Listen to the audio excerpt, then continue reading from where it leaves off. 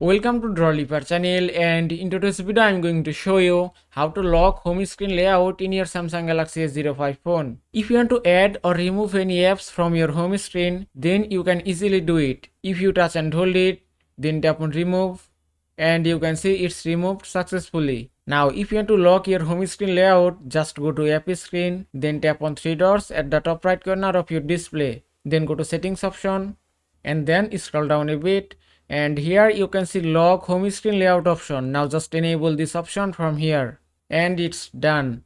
Now your home screen layout has been locked successfully. You cannot add or remove any apps from your home screen. If you want to remove this app, just touch and hold it, and you can see remove option is disabled. Also, you cannot add any app to your home screen.